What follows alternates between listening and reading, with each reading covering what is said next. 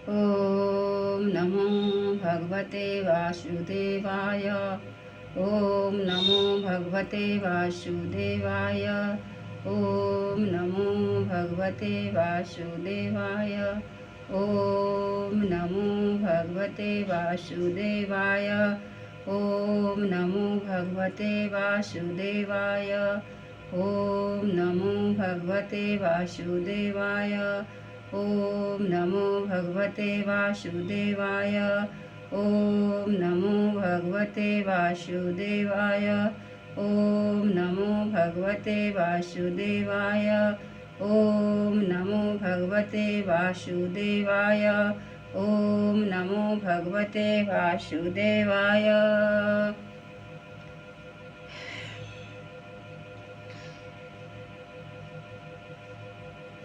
आज श्रीमद् भागवत पुराण के 12वां अध्याय प्रथम स्कंद परीक्षित का जन्म।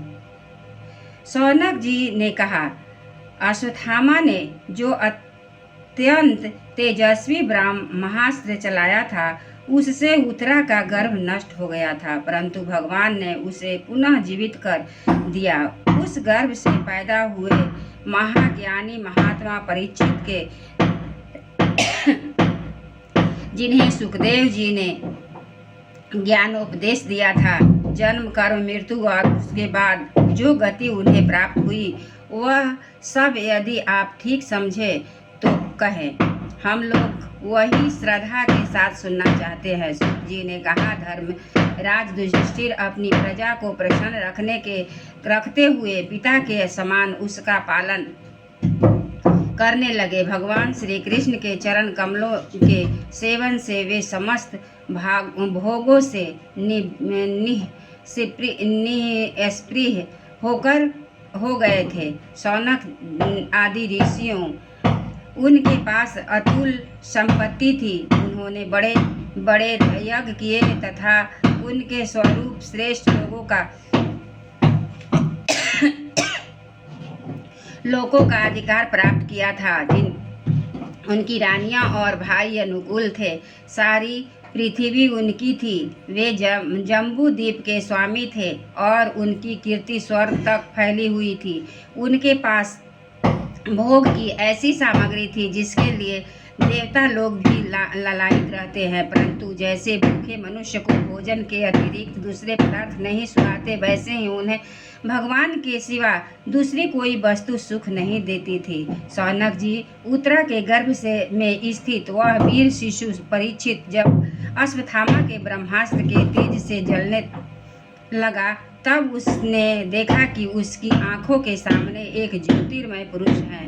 वह देखने में जो अंगूठे भर का है, परंतु उसका स्वरूप बहुत ही निर्मल है। अत्यंत सुंदर श्याम शरीर, बिजली के समान चमकता हुआ पीताम्बर धारण किए हुए, सिर पर सोने का मुकुट झिलमिला रहा है। उस निर्विकार पुरुष के बड़ी ही सुंदर लंबी लंबी 4 भुजाएं, कानों में तपाए हुए स्वर्ण के सुंदर कुंडल और आंखों में लालिमा, हाथ में लूके के समान जलती हुई गदा, और उसे बार बार घुमाता जा रहा है और स्वयं शिशु के चारों ओर घूम रहा है। जैसे सूरज उसकी किरणों के कोहरे को भगा देते हैं, वैसे ही वह उस गदा के द्वारा ब्रह्मास्त्र के तेज को शांत करता जा रहा था। उस पुरुष को उसने समीप देखकर वह गर्भस्थ शिशु सोचने लगा कि यह कौन है।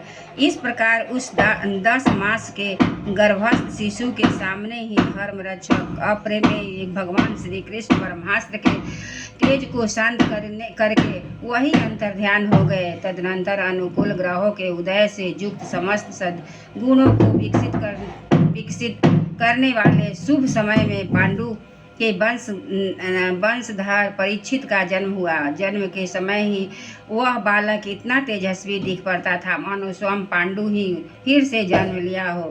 पौत्र के जन्म की बात सुनकर राजा युधिष्ठिर मन में बहुत प्रसन्न हुए। उन्होंने धौम, कृपाचार्य और ब्राह्मणों के मंगल वाचन और जात कर्म संस्कार करवाए। महाराज युधिष्ठिर दान के योग समय को जानते थे। उन्होंने प्रजाति नामक काल में अर्थात नाल काटने के पहले ही ब्राह्मणों को स्वर्ण, गौए, पृथ्वी, गांव, उत्तम जाति के हाथी, घोड़े और उत्तम अन्न दान दिया। ब्राह्मणों ने संतुष्ट होकर अत्यंत विनय में युधिष्ठिर से कहा, पुरुवंश शिरोमणि काल की दुर्निवार गति से यह पवित्र पुरु वंश मिटता ही चाहता था, परंतु तुम लोगों ने पर कृपा करने के लिए भगवान विष्णु ने यह बालक देकर उसकी रक्षा कर दी, इसलिए इसका नाम विष्णुरात होगा। निसंदेह यह बालक संसार में बहुत यशस्वी भगवान का परम भक्त और महापुरुष होगा। युधिष्ठिर ने कहा, महात्माओं, यह बालक क्या अपने उज्जवल यश से हमारे वंश के पवित्र कीर्ति महात्मा राजर्षियों का अनुसरण करेगा? ब्राह्मणों ने कहा, धर्मराज, यह मनुपुत्र इक्ष्वाकु के समान अपनी प्रजा का पालन करेगा और दशरथ नंदन भगवान श्री कृष्ण के समान ब्राह्मण भक्त और सत्य प्रतिज्ञ होगा। यह उसी नगर नरेश शिवी के समान दाता और शरणागत वत्सल होगा तथा याज्ञियों को दुष्यंत के पुत्र भरत के समान अपने वंश का यश फैलाएगा। धनुर्धरों से यह सहस्त्रबाहु अर्जुन और अपने दादा पार्थ समान अग्रगण्य होगा। यह अग्नि के समान दुर्धर्ष और समुद्र के समान दुस्तर होगा। यह सिंह के समान पराक्रमी, हिमाचल की तरह आश्रय देने योग्य, पृथ्वी के सदृश